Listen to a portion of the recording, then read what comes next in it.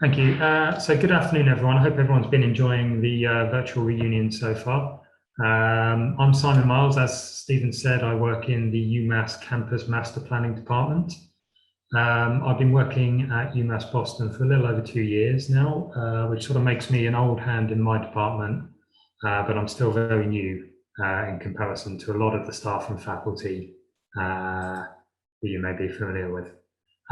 So today I'm just going to briefly run through some of the construction projects completed over the last 5 to 6 years. And as Stephen said, talk about what's happening now on the campus. But it's important to understand that this sort of construction is rooted in the history of our physical campus and the master plan that we adopted over 10 years ago. Now, I know you have a pretty broad range of alumni from various years. So we're going to just touch on some of the recent construction projects that have been delivered under the master plan and how they've facilitated the sort of the big thing going on now, which is SDQD. I will explain that acronym, but basically it's the new quad, and that's got our campus community very excited, and I'm sure you folk are going to be interested to see it as well. And lastly, I'll be mentioning just a couple of other projects that we've got in the works. So that's Bayside and the Pasture pumping station. So sort of historically, we do start with the beautiful, which is Columbia Point in the 1960s. So you can see the Pasture pumping station there. You can see the sort of Columbia Point housing project. You can see the harbour where the JFK library is located presently. And this is the location where Campus Centre is now. So it was the city dump, and Boston had charmingly zoned it for industrial uses of an offensive nature. So this was a heavily polluted sort of piece of land where people used to dump their garbage. It didn't have a great reputation in the city, which is an ideal location for the university campus. So construction began on what was then known as the Harbour Campus in 1971, and it completed in 1974. It was the largest state construction project in the history of Massachusetts until it was eventually surpassed by the Big Dig. The campus was designed for 10,000 students and essentially comprised of buildings which I think probably you're very familiar with from the time here. So Wheatley there, McCormack Hall there, the Science Centre, Healy, Quinn, and Service and Supply. And you can sort of see the Pasture pumping station and Columbia Point housing there. Notice no JFK. Here it is from another angle. You can see again no campus centre, which would be built here, not even Clark. So all the buildings sit on top of a plaza with 2 levels of parking garage underneath, which is these sort of levels here. And you can see the sort of one-way road that goes all the way around the perimeter and the 2 ramps to sort of get in and get out of the substructure.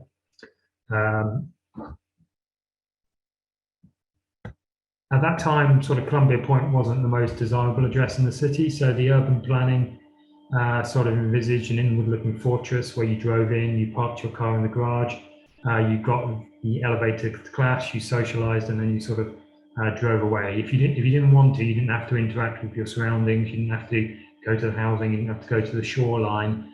You could do those things, but it wasn't made easy for you. And the campus it didn't feel welcoming to people. You can sort of see on there just how difficult it is to sort of access the campus on foot in this picture. It's very unwelcoming to people. But unfortunately, problems with construction quickly surfaced. And the reason that I mention that is it sowed the seeds of SDQD. So while there were a number of construction problems, I hear tales of bricks coming off the Healy Library and things like that. A particularly acute one was that the parking garages started to suffer from concrete detaching from the rebar as a result of salt in the environment. This did crystallize in 2006 when a large piece of concrete fell from the ceiling and crushed a faculty member's car. At that point, the university decided to close the parking garages for obvious reasons and established a lot of sort of surface parking lots around the campus. Sort of in parallel with this, enrollment had grown to almost 15,000 students, outstripping the original capacity of 10,000. We hadn't built any new academic buildings at all in that period. So the university was faced with a critical decision: do we invest hundreds of millions of dollars in repairing the garages for use as parking, spending a lot of money on a sort of grim environment, or do we reimagine a modern campus to deliver a better community experience, one that interacts with its surroundings? So you might have guessed from my department's name that the university decided to prepare a master plan to overcome those problems and to reimagine the campus and make it a lot better. It was adopted in 2007 following a sort of consultative process with the university community. So this is the 2019 version of the framework map, updated sort of continually as we go, just to orientate you. This is Morrissey Boulevard. Up here is the JFK UMass station. Over here is JFK Library, so you can see the sort of harbour wrapping around us. There's Wheatley Hall, McCormick Hall, Healy, and Quinn, and sort of the mass archives there. So what this master plan did, it included several key elements, which are probably common to all master plans, but it did identify a flexible framework for future growth, giving us specific sites for development. So remember, this is the 2019 version, so we do still have 5 sites left to build on. It sought to deliver a better environment for students, faculty and staff by providing new open spaces. So we have a new campus centre lawn and new routes through our campus. So you can see these sort of hashed lines that connect us with our surroundings. So off to JFK there, down to the harbour side, and running through from the Harbour Point apartments all the way down to the bay. And then lastly, it also sought to eliminate the problems of the substructure parking garages.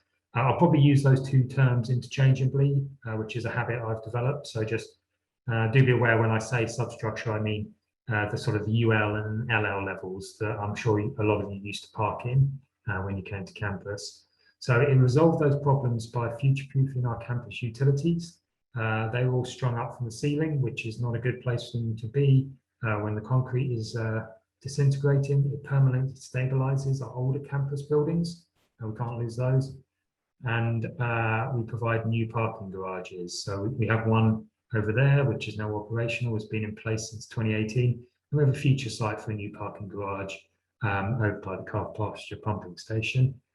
So with that template in place, we were able to take forward construction. So some of you have been on campus more recently, might have seen some of these buildings, but I know some people may not have.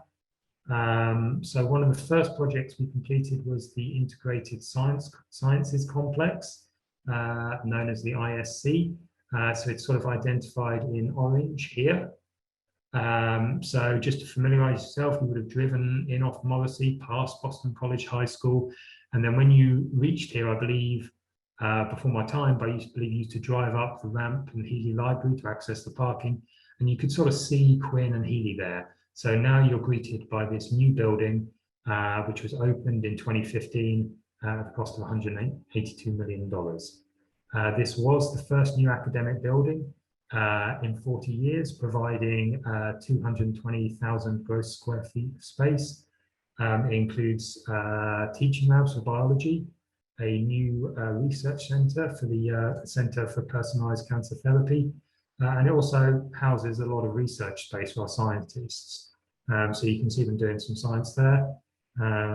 Up in the top left, we have physics, chemistry, biology, psychology, and school for the environment. They're all mixed up in there, all integrating, hence the name.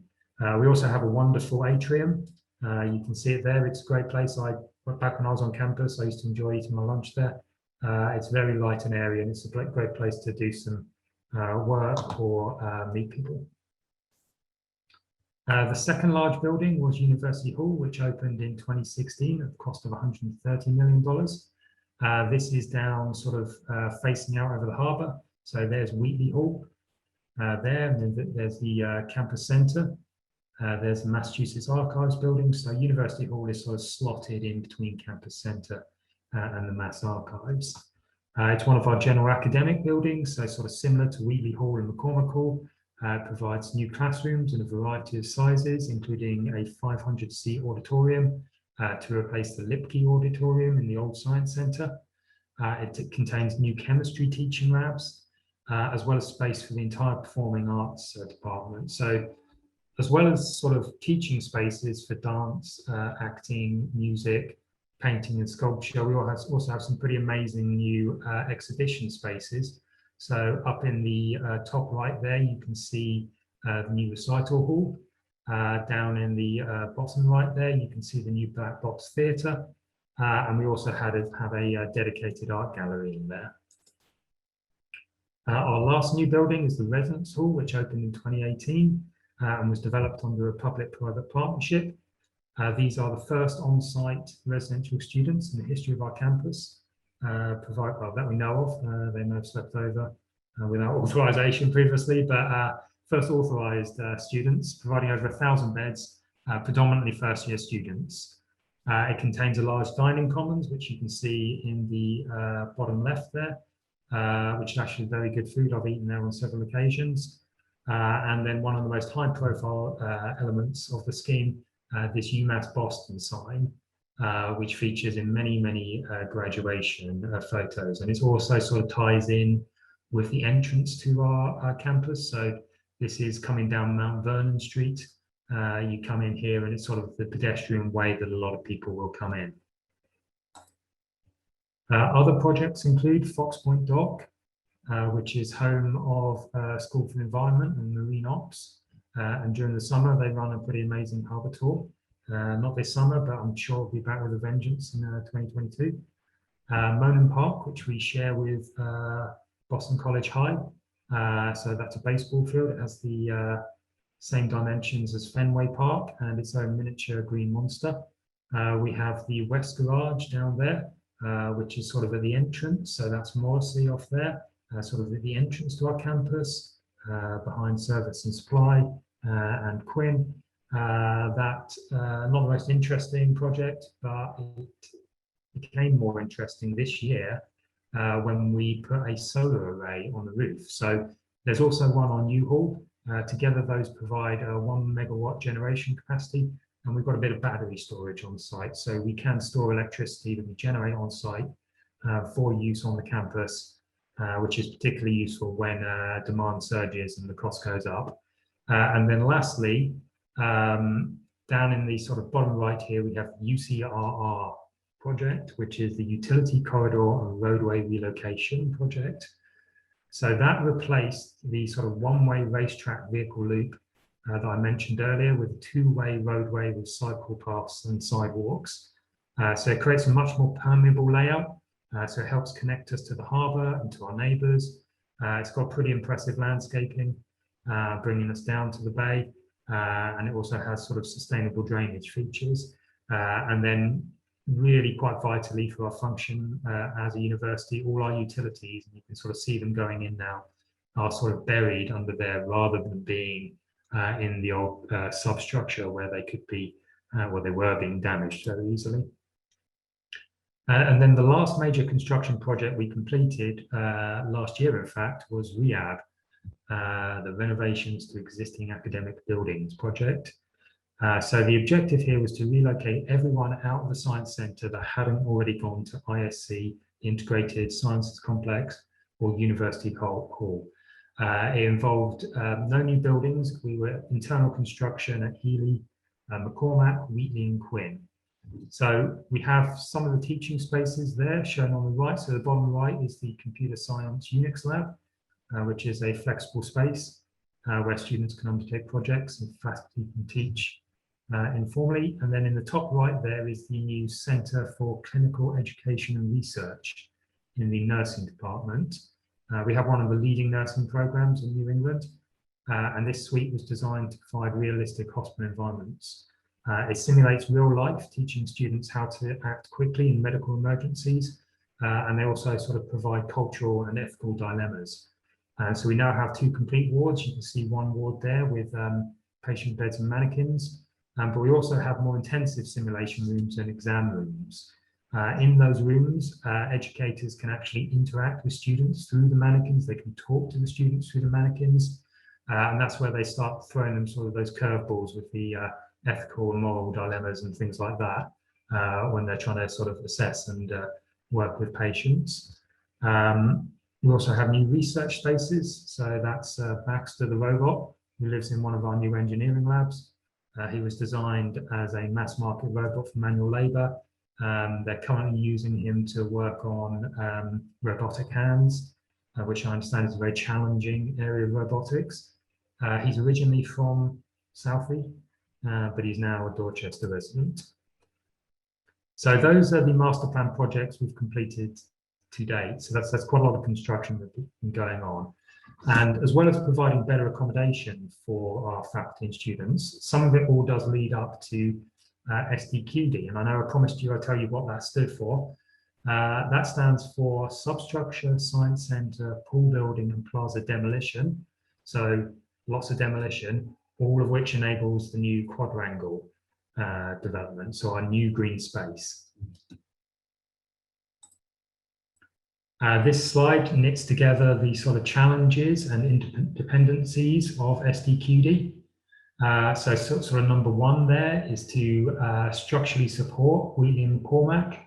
There's still parking garages under there, so we need to make sure we maintain these buildings because they've got a huge amount of accommodation and we need them. We also have number two, getting everyone out of the science centre. Number three, demolition of the pool and the plaza. Number four, demolition of the science centre. So that was identified early on in the master plan project as being too expensive to renovate and providing substandard facilities for faculty and students. Sort of anyone who saw the leaks in that building could probably testify to them. But that does enable number six, which is sort of delivery of the new green space. So this image shows the main enabling development, which is the demolition. So just to help you orientate yourself, here's Wheatley, here's McCormack, here's Healy. So this is the science centre, the old science, where many of you may have classes, the plaza and the pool, all being demolished. You may have seen that not all the plaza is going, some is staying and being repaired. This is probably a situation which many of you will be familiar with, walking on the old plaza. So this demolition line shows you where we have demolished. So everything to the right of this line gets demolished. So the science centre goes away, this area plaza goes away. Everything on this side gets repaired. And that sort of leads me on to my next slide, which is one of the key challenges of the quad, and it really influences everything, which is the elevational change. Now, the main entrances to Wheatley, McCormack, and Campus Centre are all at plaza level. That's how you get into those buildings unless you're coming in through the catwalk. So we can't just demolish right up to the buildings. We've got to somehow negotiate from elevation 49 down to elevation 24 by the side of Clark, which is a drop of over 2 stories. If you recall those earlier images of the campus with the sort of parking garages going around it, that sort of shows you the scale that we have to drop, we have to negotiate. But like all good challenges, as the cliche goes, it's also opportunity. And in this case, it's the opportunity to create a variety of spaces in the quad at different levels. So here is the layout. It stretches from Quinn over here all the way across to Campus Centre. So just to help orientate you, here's Wheatley, here's McCormack, the front of those buildings where you go in. Here's Healy overlooking where the Science Centre used to be in this area. This is the plaza, which used to have the sort of depression in it, where I understand they used to have commencement. So we go all the way from Campus Centre to Quinn, a very big space. It goes from McCormack and Wheatley all the way down to the front of Clark, and it's just cut off here, but that's where the car pasture pumping station is. We have our new parking lot of 308 new car parking spaces. That's to replace Bayside, which will be developed. We also have a network of sloping paths that wind their way through the central plaza. You sort of think of this as an octopus. So no matter where you are, you have all these paths that sort of negotiate you up 2 stories and link you to all the buildings. So just your ways of sort of connecting and getting around the campus are going to radically change. We have the repaired plaza, so that's going to be a main thoroughfare between Quinn, McCormack and Wheatley and Campus Centre.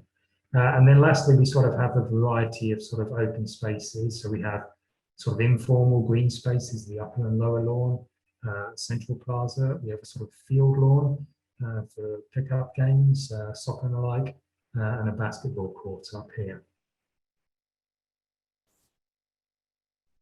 This image shows the central plaza. This is, if you think about, I talked about that sort of octopus previously. Here, this is that sort of central body of the octopus. It's the place where all the paths meet and connect. It's bracketed by these sort of granite boulders, which provide sort of seating opportunities, but probably also we're thinking maybe a good place for graduation pictures. And it's also, in our view, like it's going to be a great location to have small events like it's been designed so the food trucks can drive up here. Behind the central plaza is the upper lawn, which is our largest area of green space. So that's a sort of flat area of lawn.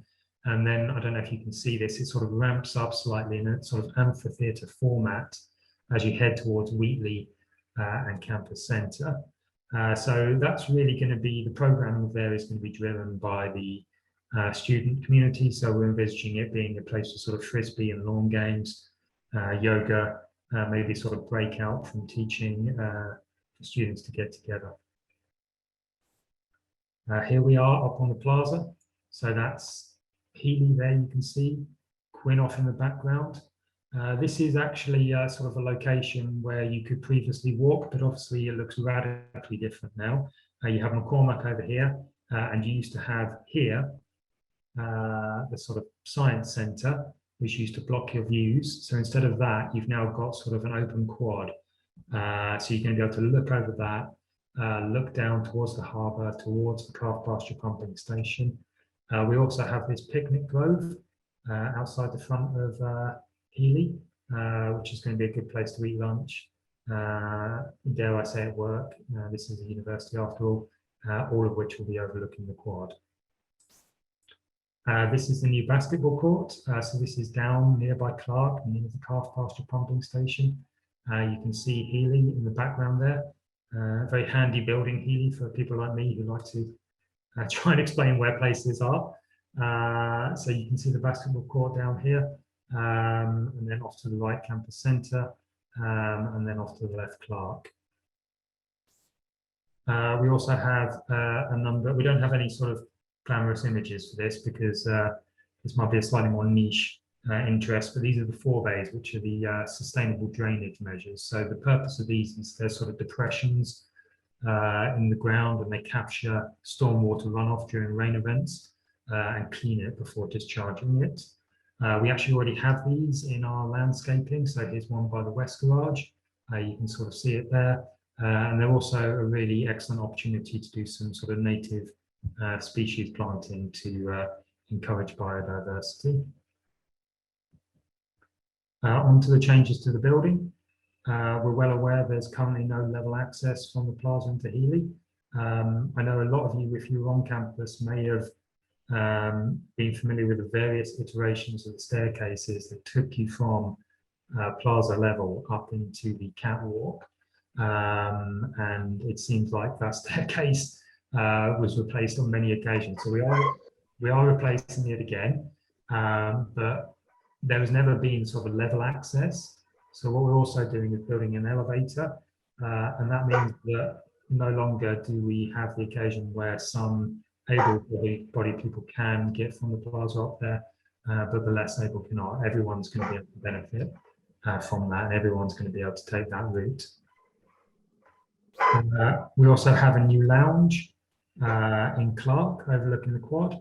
Might be a little difficult to orientate yourself because this is very different, but essentially this is a new sort of lounge space for students. It's just going to be overlooking the quad, surveying everything. And then lastly, we have the obligatory before and after shots. So here we have a sort of aerial view. Here's the old science centre, the plaza, and there's that sort of depression where they used to have commencement. You can see Quinn there. There's the pool building, and there's Healy in the background. You can see one of our new buildings, the ISC there, and there's the parking garage, and off in the distance is Morrissey Boulevard. So that's what it looked like up until about 8-9 months ago. And this is what it's going to look like. And I really like this image. I think it really encapsulates the change to the quality of the open space across our campus. So you can see the sort of the octopus I talked about earlier. So these pathways taking you up 2 stories. So you'll be able to park in the parking lot, walk around and come up to McCormack, or come out of the back of Campus Centre and walk across to Quinn. We've got the new lounge there in Clark overlooking the quad. We've got that new staircase and elevator in the back here. We have these sort of informal green spaces on either side. And now we move to the portion of the presentation where it could all go wrong. We do have a video for you here, which I'm going to attempt to play. It's only 25 seconds, so don't worry. So we'll see how well this goes. So this might be a bit jerky with my internet connection, but I think the idea behind this video is to show you the sort of the breadth of the new green spaces that are going to be at the heart of our campus. So you can see like the large lawn and the sort of the scale of the people there give you a great idea about the size of the space. You can also see the picnic grove up here, overlooking the quad, the large space. So you might be able to see people sort of lying around and walking across. I'd emphasize that if you do want to take a look at that again, that is on our website available. I saw it earlier today. It's still on the homepage. We actually have a much longer version, 2.5 minutes, and it's really excellent. It's sort of our marketing team done a great job on it. So that will allow you to fully appreciate the quality of the change to our environment. Just to show you a minor selection of construction photos. Those are interesting for those of us like myself who find the physical campus fascinating. And I'm sure many of you probably do have some fond memories of some of the spaces that we did have to demolish. So this is the demolition of the pool building back last summer. They're about 2/3 of the way through there, 1/3 to go. This is an image on the west side of the old science centre. So this is standing here at the lower level. The plaza has already been demolished. You can see the lower level off in the background there. You can see the upper level here.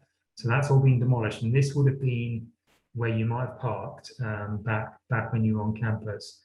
And that really gives you an idea of the scale of the sort of the building that we're demolishing. That was back in February of this year. This shows you more progress on the science centre demolition. So up here we have the buildings sort of pulling down the old roof and the methane venting pipes. You can see the greenhouses. One of them's gone. One of them's gone, sorry. 2 of them remain to go. I've included an image of the replacement greenhouse here because despite being in a very obscure location, there was a lot of love for those greenhouses and people always ask what's happening to them. And then just another image of the science centre partially away. This shows the sort of current state of demolition and it shows the gradient that I love to talk about there. There's the plaza that's being retained. This is the level down by Clark that we need to get down to. This is the substructure, the parking garage. I'm sure people parked in here previously. You can see the lower level and the upper level. And then lastly, a plug for the SDQD webcam. This is mounted on Clark and it shows a new quad. It's updated every 10 minutes and has the functionality to go back in time and do time lapses. So this was January last year. And here's where we are as of yesterday. Pretty dramatic change and more dramatic changes to come. This is a real highlight, this slide. Comment schedule. So to summarize, we're anticipating it being done in like November 2022.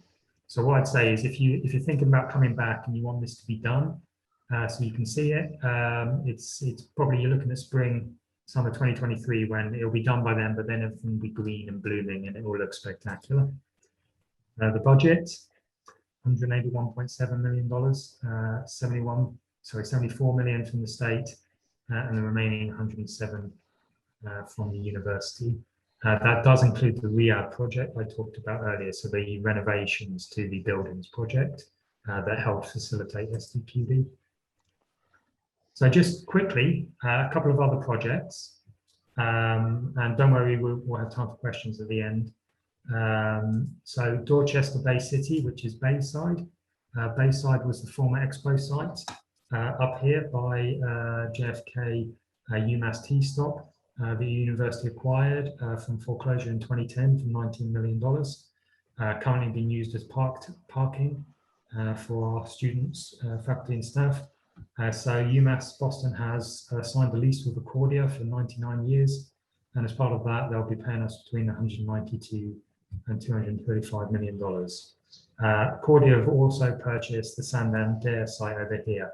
So they're pretty big sort of land players in the area. So this is a project that's currently in with the Boston Planning and Development Agency. It's been very much driven by Accordia partners. It's not, in my view, it's not really part of our campus. It's all the way up here by the T-stop. And they have rechristened Bayside Dorchester Bay City.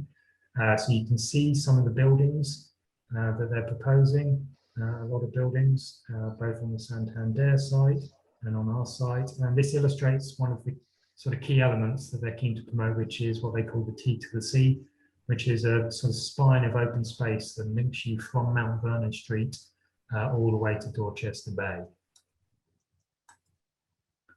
Here are a bit of the stats. It's 5.9 million square feet, and that includes 1,700 new homes, ground floor retail, restaurant, and civic space, 28 acres of open space. And this is a project that I'm not really involved with heavily. So if you do want to know more about this, and this is something of particular interest to you, the Boston Plans website does have a lot of presentations and a lot of information on it. And then lastly, we have the Boardwalk. This is a visualization of what they call the Boardwalk. This is part of that T to the C. So route through to see Dorchester Bay. And you can see some of the active sort of retail and restaurant uses of the ground floor with lab and residential above. And then this is a building that if you attended the Harbour Campus, you'd probably be familiar with. So it's the Pasture pumping station. They used to pump Boston sewage out into the harbour until the late 1960s. Happily, we don't have that system anymore. Something much better. It is a very dilapidated building. We took ownership of it. When did we take ownership of it? Something like 2010, 2012 from the city. And it is environmentally problematic given its previous use. So obviously the university is keen to retain this building. It's an important part of the heritage of Columbia Point, and it's something that is dear to the heart of our community. So we're currently looking at exploring a sort of public-private partnership with a developer to sort of build out on the surrounding spaces and convert the car pasture pumping station to a use, because if we don't get a good use in that building, it just won't be cared for. We need to establish something in there. So we're really at the very early stages of this project. Because it's much more part of our campus, it won't be a sort of transactional deal like Bayside, and we are going to have a stake in this development. We're going to have some uses there. We're currently forming sort of exploratory committees to go out to the campus community and find out what their priorities are for this land. So that's it. I think much, Simon. I appreciate it. Yeah, so that's it's a lot to talk about, and I don't want to make it too lecture-like because. No, it was really good. Thank you. We do actually have a few questions. Yep. Don't mind answering just a few before we wrap up. I think you already answered this question, but maybe just add a little clarification. So Sarah would like to know if there's anything under the quad. And I'm assuming it's just the compacted material that the green space will be built over, but. Yeah, I mean, that's actually something I find very interesting. Our marketing team department asked me for some fun facts about the quad, and one of them I gave them was this, which is when we demolished the Science Centre and the Plaza, we crush up all the clean materials, so the concrete, the asphalt, and the brick all gets crushed up into sort of 1-inch size sort of pieces, and we take that and we sort of shove it under the quad to support the soil and the lawns. So what that does is it means we don't have to pay to dump all our construction waste somewhere else, all our demolition debris. We also don't have to put all those trucks on the road. So that's something like it's 103,700 tons of crushed material is going to go back under the quad to maintain it, but there won't be any accessible space. It's just going to be sort of compacted down Science Centre and Plaza. Great, thank you. The other question, is there any plans to restore the pool on campus? There are currently no plans to restore the pool, but what we do have is the master plan has sort of reached the end of what we call phase 1, which is SDQD is the last phase of that. So we are going to be going out to the campus community to look at what we do with the remaining sites. And that's going to have a consultative process with everyone, the academics, athletics and recreation, administration, finance, all the campus services, to get an idea about what uses the university considers important for the next phase of the master plan. And I know that, athletic facilities, they're going to be part of that discussion along with student life and academic buildings and things like that. So that's all really to come and be debated. Great, thank you. An additional question, and Anne, feel free to jump on if I'm not sure if I'm going to ask the right walkway, but Anne would like to know if the walkway will be restored so that you have to enter the to enter the buildings, or if you would do that. It looks like, I think this. Are we talking about the campus here? Oh, go ahead, Simon. Go ahead. Yeah, so I mean, I think if that question sort of, there are two things. So there's the Plaza level path, which you can sort of see. I've taken off the laser pointer down here, and that's fully compliant level, fully ADA accessible, and that links Quinn, McCormack, Wheatley, and Campus Centre. So that's going to be delivered as part of that project, so everyone will be able to get into the buildings. We have the remnants of the catwalk here, connecting Healy and Quinn, but also connecting Wheatley and Campus Centre. We did have to demolish the catwalks because you may recall from your time on the campus that they all go through the Science Centre. So the Science Centre was like the hub of the catwalk. So to demolish the Science Centre, we had to demolish part of the catwalks.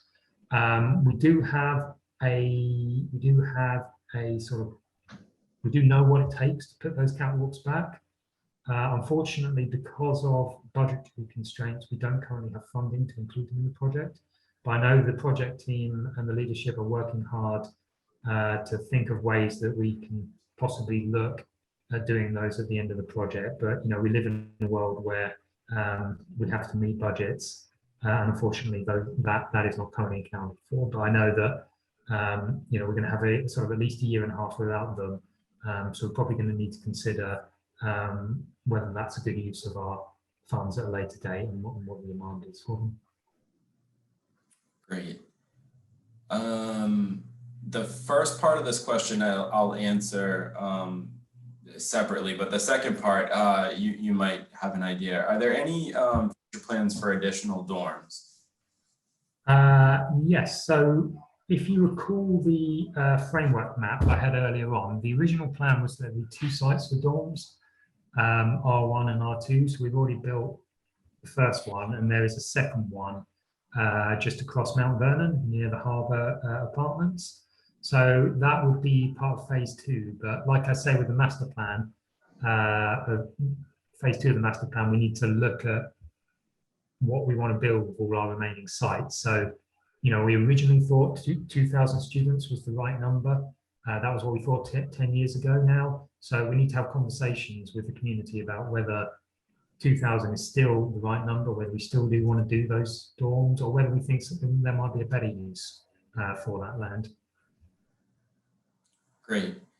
Another question, actually there's two. So one is, what type of security, or what kind of security will be in place in the quad, such as cameras, emergency call boxes, and things like that? There are going to be emergency call boxes. We already have those in our perimeter landscaping, so we will have those up on the plaza and in the quad and in the new parking lot. So you will be, and the security cameras have also been to our security camera guru, our director. He's specified security cameras on the lampposts to make sure we've got coverage of the quad, so we know if anything has gone wrong. Then they'll be able to call public safety, who are actually pretty well positioned for accessing the quad. Great. And last question, is there ocean access and ocean views in the residence hall? I'm assuming the residence halls, that's when that question popped up. And I do know from my tour of the residence hall, it's beautiful. You can see the entire city line. So Simon, anything else that you want to add to that? I know. Well, I mean, I'd just say, like I always think we UMass have got lucked out, really. We've got an absolutely spectacular setting. You know, I never got, when I got the bus down to campus centre, you know, you never got tired of seeing that view across the bay. And with this, you know, this new quad is going to really change how we view our campus. It's almost like the missing link that ties everything together. It creates a new heart. And I think it's really going to foster, you know, people are already very proud to be from UMass Boston, but I think it's going to make them even prouder. And, you know, you may recall I said, you know, at the very start, I said, you know, they sort of put us down here, but, you know, now I think, you know, we had the last laugh because we've got an absolutely spectacular campus, and it's only going to be greater when this project's finished. Agreed. It's absolutely beautiful. When I first started here at UMass, I was amazed that the students get to live in this residence hall and to see. Yeah, it's incredible. It's really nice. Yeah. All right, awesome. Well, thank you so much, Simon. There is one other question, and what I'll do is I'll follow up with you after to get them the exact link. But are you familiar with a virtual tour of the entire campus? Wasn't admissions working on some type of virtual tour? Is there a link for that I could send to them? Not that I'm aware of. They did drive-through tours. I know that they did. Okay. But you know, you can go on Google Street View. Does a pretty good tour of the exterior of the campus, and it's relatively up to date. It has all the new buildings, so I would start there if I were you. Yeah, definitely. Okay, awesome. Thank you so much, Simon. I appreciate it. I know, you know, we tied you down for an hour on a Saturday, so I really do appreciate the time that you took today. And if there are any other questions, I'll be sure to send them along to you, and we can coordinate on getting a response. Okay, no problem. Well, thanks for having me. Enjoy the rest of your day. And you know, once it's all finished, I hope everyone comes down to have a look. Thanks, Simon. Okay. Take care. Thanks, then. Bye now.